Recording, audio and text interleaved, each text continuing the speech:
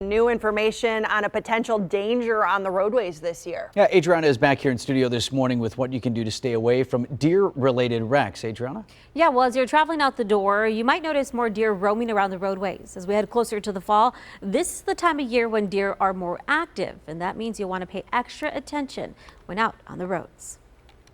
It's that time of year when you might see more deer out near roadways. The spring into the fall is when deer are most active. And right now, wildlife biologist Eric Canania with the Wisconsin Department of Natural Resources says it's fawning season. So we are having an influx of fawns being born during that time frame.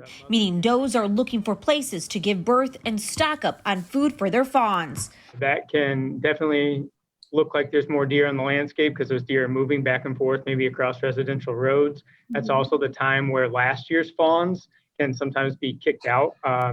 Sometimes they move large distances. With the active deer, that can mean trouble for drivers. As we head closer to the fall, that's when deer-related collisions peak. Last year, across the state, there were around 16,500 deer-related crashes. That number down from 2019, when there were more than 18,400 collisions. And so far this year, preliminary reports show there have been more than 7,000 wrecks involving deer. In the spring and the fall, we're going to see increased activity, and definitely in the fall, the bucks at least are not really paying attention when they're crossing the road. Canania says there are things you can do to modify your driving habits to help prevent deer-related wrecks. Make sure that you're being safe, slowing down, looking around the curves and what have you, especially during the morning and the evening hours where they're most active. To help keep track of the deer population, Operation Deer Watch is underway. It's a program where the DNR is asking the public to report sightings of does and fawns. And so that will show us